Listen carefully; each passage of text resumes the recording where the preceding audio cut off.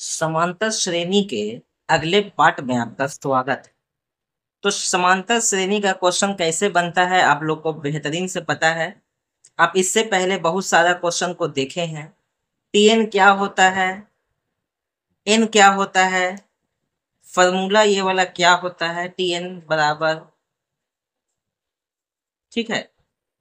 ये आपको पहले ही पार्ट में बता दिए थे और बोले थे कि 3-4 पार्ट और इसका चलेगा, उससे आपका सारा समांतर श्रेणी क्लियर हो जाएगा। तो सबसे पहले आपको देखना है क्वेश्चन, 2 ठो क्वेश्चन लिया गया है और भी आगे कराया जाएगा। पहले 2 क्वेश्चन आप देखिए। यदि 4/5, a, 2 किसी समांतर श्रेणी के 3 क्रमागत पद है तो a का मान निकालना है, ठीक है। तो a का मान कैसे निकालते हैं भली भांति आप लोग जानते हैं, क्योंकि इससे पहले आप लोग को ऐसा प्रश्न बताया गया है। तो आप लोग को कुछ सेकंड का टाइम देते हैं, बना सकते हैं तो बना लीजिए और नहीं तो फिर हम तो बताएंगे ही। और जो नए हैं वो जरूर ध्यान से देखेंगे, ठीक है। तो चलिए बता ही देते हैं। समांतर श्रेणी में है, सबसे पहले अगर बता दिया जाए, बोल दिया जाए कि समांतर श्रेणी में कोई भी पद है दिया हुआ, 3 पद यहाँ पे दिया हुआ है और तीनों का समांतर श्रेणी में ही है। समांतर श्रेणी में होने का पहचान ये है कि किसी भी 2 गो क्रमागत पद लें और दूसरा में से पहला घटाएं और तीसरा में से कोई भी 2 पद या उससे ज्यादा ले लें, कोई दिक्कत नहीं है। लेकिन यहाँ पर तो बोल दिया है कि समांतर श्रेणी में है तो आपको देखने की भी जरूरत नहीं है, लेकिन फिर भी आप लोग को बता देते हैं जो बच्चा नया जुड़ा है कि समांतर श्रेणी कहते किसको है। 3 गो पद ले लिए, दूसरा में से पहला को घटाएं, तीसरा में से दूसरा को घटाएं और दोनों का मान डिफरेंस एक ही आता हो, तब उसको हम लोग समांतर श्रेणी में कहेंगे। जैसे यहाँ पे हम लोग 4, 8, 12, 16 हर बार यही हम एग्जाम्पल लिए हैं, तो इस बार भी यही लेते हैं। 8 में से 4 घटेगा कितना आया, 4। 12 में से 8 घटेगा कितना आएगा, 4। 16 में से 12 गया कितना आएगा, 4। यानी सभी का डिफरेंस जो आ रहा है वो 4 ही आ रहा है, ठीक है। तो आप लोग ध्यान से देखिए ए का मान कैसे निकलेगा। सोचिए जब यहाँ पे हम लोग लिखे थे 4, 8, 12, 16, तो इसको में से इसको घटाएं कितना आया, 4। इसमें से इसको घटाएं कितना आया, 4। इसमें इससे को घटाएं कितना आया, 4। यानी सभी टर्म पद आपस में बराबर है डिफरेंस के लिहाज से, ठीक है।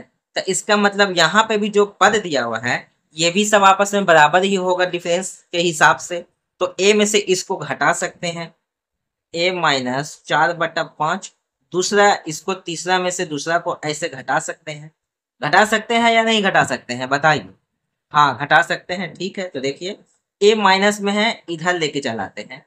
अंक वाला है, उधर लेके चल जाते हैं। माइनस में है तो इधर आएगा तो प्लस में हो जाएगा, a + a। और यहाँ पे 2 है, ये इधर गया तो प्लस में हो गया 4/5।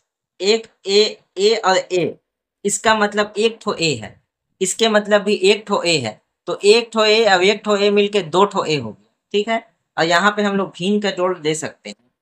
5, 5 दूना 10 प्लस 5 एकम 5, 4, ठीक है। a और a 2a, ठीक है। 10 और 4 14, 2a बराबर 14/5।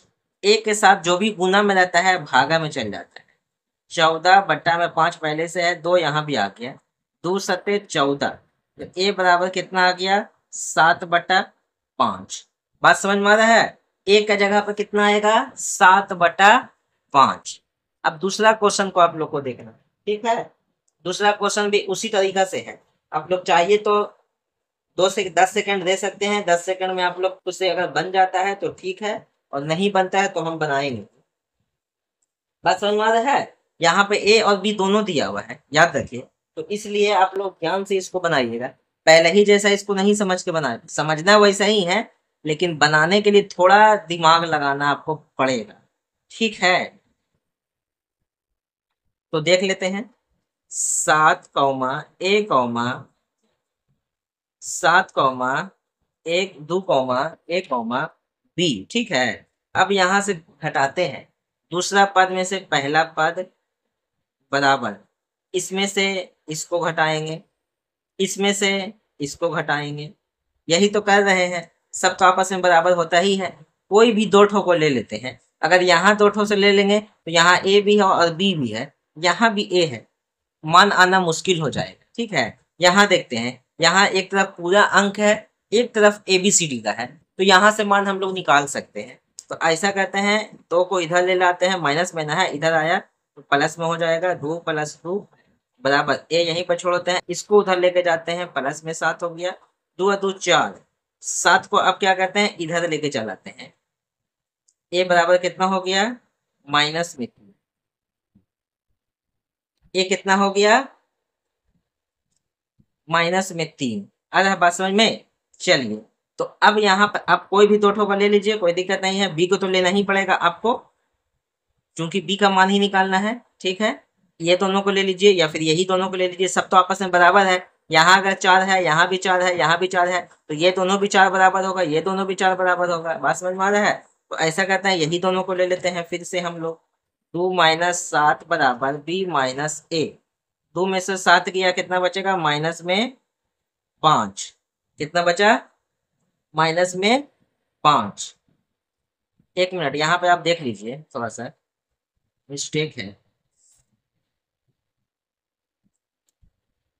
2 में से 7 गया, ठीक है, ए में से 7 में से 2 तो चल ही जाएगा डायरेक्ट, कितना यहाँ पे आया, -5 आया, इसको इधर लेके चल आते हैं तो प्लस में 2 हो जाएगा, ए बराबर हो जाएगा -3, ठीक है।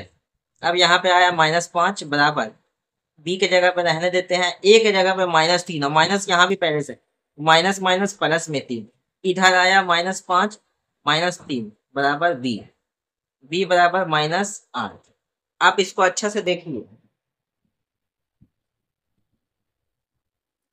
इसी तरीका से सारा प्रश्न को बनाना है, ठीक है, और घबराना नहीं है, बहुत इजी है।